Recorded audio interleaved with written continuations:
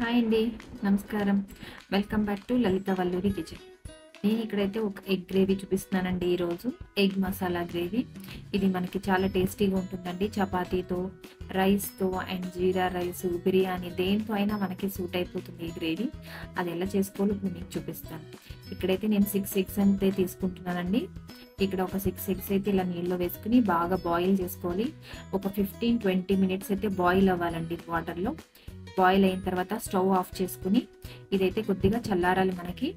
దాని లోపల మనం ఇక్కడ మెయిన్ ఇంగ్రీడియంట్స్ అయితే చూపిస్తున్నాను మీకు. చూడండి, కరివేపాకు, chilli, tomato, onion, coriander and next ఇక్కడ క్యాష్యూ తీసుకుంటున్నానండి. హాఫ్ కప్ అయితే పెరుగు తీసుకుంటున్నాను and ginger garlic paste. So ఇవైతే మెయిన్ ఇంగ్రీడియంట్స్ అండి. ఇంకా వేసుకునేవి ఉంటాయి, గరం మసాలా అవి ఇవి అవంతా కామన్. సో ఇక్కడైతే ఎగ్స్ అయితే చల్లగా అయిపోయినాయండి. ఇవైతే నేను పొట్టు తీసుకుంటున్నాను పైన. ఇలా మొత్తం తీసేసుకుని పక్కన పెట్టుకున్న తర్వాత ఇవైతే నేను ఇలా ఘాట్లు పెట్టుకుంటున్నానండి. 4 ఘాట్లు అయితే పెట్టుకోవాలి ఒక్కొక్క ఎగ్కి. అన్ని ఎగ్స్కి పెట్టేసుకోవాలి. పెట్టుకుని ఇలా పక్కన పెట్టుకోండి. నెక్స్ట్ ఇక్కడ నేను ప్యాన్ పెట్టుకున్నానండి. స్టవ్ పైన ఒక బాండీ పెట్టుకున్నాను. దానిపైన అయితే నేను ఆయిల్ వేసుకుని దాంట్లోనే కొద్దిగా పసుపు, కొద్దిగా చిల్లీ పౌడర్, కొద్దిగా సాల్ట్ వేసుకుంటున్నాను. ఇవి కొద్దిగా వేసుకుని అలా వేపుకోండి ఆయిల్. అలా వేపుకున్న దాంట్లో ఈ ఎగ్స్ అయితే వేసేసుకోవాలండి. ఎగ్స్ వేసేసుకుని ఇలా అయితే కొద్దిసేపు ఇలా వేపుకోవాలి. బాగా ఇలా వేపుకున్నాక కొంచెం ఎరుపు కలర్ వస్తుంది. సో దాన్ని తీసుకుని పక్కన పెట్టేసేయండి ఎగ్స్. నెక్స్ట్ ఆయిల్లోనే ఇంకొంచెం ఆయిల్ పోయండి. ఒక 3-4 టేబుల్ స్పూన్ ఆయిల్ పెడుతుంది. నెక్స్ట్ ఇక్కడ మనం చిన్నగా కట్ చేసుకున్న ఆనియన్స్ వేసేసుకుంటాం దీంట్లో. తర్వాత ఇక్కడైతే పచ్చిమిరపకాయలు వేసుకుంటున్నాను అండ్ కర్రీ లీవ్స్ కూడా వేసేసుకుంటున్నాను. కరివేపాకు కూడా వేసేసుకుని ఇవి కాసేపు ఇలా ఆయిల్లో వేగనివ్వాలి. నెక్స్ట్ ఇక్కడ మనం పేస్ట్ చేసుకోవాలండి. దానికి టమాటో తీసుకుంటున్నాను. మీకు ఇందాక చూపించాను కదా, క్యాష్యూ, టమాటో అండ్ మళ్ళీ ఇక్కడ కొరియాండర్ కొద్దిగా వేసుకుని ఇవి 3 ఇప్పుడు మెత్తగా గ్రైండ్ చేసుకోవాలండి. బాగా పేస్ట్ అయిపోవాలి ఇలా మనకి. దీన్ని పక్కన ఉంచుకోండి. ఇక్కడైతే మనకి ఆనియన్స్ అయితే వేగిపోతున్నాయి. సో కొద్దిగా ఇలాగ కలుపుకోండి ఆనియన్స్ని, లేకపోతే మాడిపోతాయి. సో ఇలా వేపుకున్న దాంట్లో ఇప్పుడు జింజర్ గార్లిక్ పేస్ట్ అయితే వేసుకోవాలండి. 1 స్పూన్ జింజర్ గార్లిక్ పేస్ట్ అయితే వేసుకోవాలి. వేసుకుని ఇది కూడా కొంచెం పచ్చివాసన పోయేదాకా వేపుకుని నెక్స్ట్ ఇక్కడ మనం గ్రైండ్ చేసుకున్న పేస్ట్ అయితే వేసేసుకుని దీన్ని కూడా కాసేపు లో ఫ్లేమ్లోనే కొద్దిసేపు అలా ఆయిల్లో వేగనివ్వాలండి. ఎందుకంటే పచ్చిది కదా మనం గ్రైండ్ చేసుకున్నాం. సో కాసేపు మనం అయితే ఇలా సాట్ చేసుకోవాలి దాన్ని. తర్వాత దాంట్లోనే హాఫ్ కప్ అయితే పెరుగు అయితే తీసుకోవాలండి. దాన్ని కూడా ఇలా మనం కాసేపు ఇలా సాట్ చేసుకోవాలి. దాంట్లోనే కాసేపు అయ్యాక మనం ఇక్కడ సాల్ట్ వేసుకుందాం. సాల్ట్ వేసుకున్న తర్వాత మనం ఇక్కడ పసుపు వేసుకోవాలండి. నెక్స్ట్ 1/2 స్పూన్ అయితే పసుపు వేసుకోవాలి.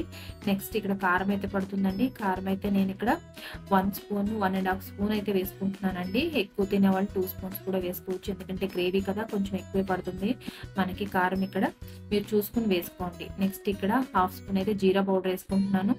1 స్పూన్ ఇక్కడైతే నేను ధనియా పౌడర్ వేసుకుంటున్నాను.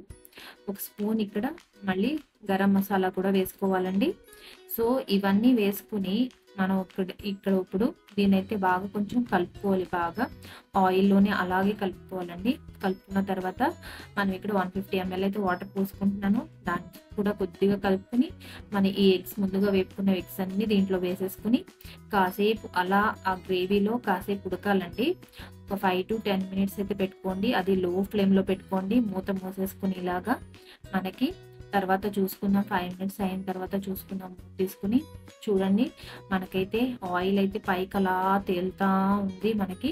సో ఇలా తేలిపోవాలండి పైకి ఆయిల్. అప్పుడైతే పర్ఫెక్ట్ ఉడికినట్టు. నెక్స్ట్ ఇటు ఫైనల్గా నేను కొరియాండర్ అయితే వేసేసుకుంటున్నాను. కొరియాండర్ కూడా వేసుకున్నాక కాసేపు ఇలా కలుపుకొని ఆ గ్రేవీని మొత్తం ఇలా కలుపుకోవాలండి. కలుపుకున్న తర్వాత మనం స్టవ్ ఆఫ్ చేసుకోవాలి. నెక్స్ట్ ఇక్కడ మనం చూడండి, ఆల్మోస్ట్ మనకైతే అంతా గ్రేవీ రెడీ అయిపోయింది. చాలా చక్కగా వచ్చిందండి. ఈ కర్రీ అయితే మనకి సూపర్గా ఉంటుంది. మీరైతే ఒకసారి చేసుకుంటే దేనైతే మళ్ళీ అలాగే చేసుకుంటారు. ఈ గ్రేవీ మనకి దేనికైనా సూట్ అవుతుందండి. ప్లెయిన్ రైస్తో కానీ, బిర్యానీతో, జీరా రైస్తో, చపాతీతో, పరోటాతో దేంతో అయినా సూపర్ టేస్ట్ ఉంటుందండి. ఇది ఇలా చేసి పెట్టారంటే మీ ఇంట్లో వాళ్ళు మొత్తం అంతా ఒకేసారి తినేస్తారు. సో నేను కూడా ఇలాగే చేస్తున్నాను. మీరు కూడా ట్రై చేసి చూడండి. చాలా టేస్టీగా అంటే చాలా టేస్టీగా ఉంటుంది. సో ఈ వీడియో అయితే నేను నచ్చింది అనుకుంటున్నాను. నచ్చితే గనక ఒక లైక్ అండ్ సబ్స్క్రైబ్ చేయడం మాత్రం మర్చిపోకండి. Thank you.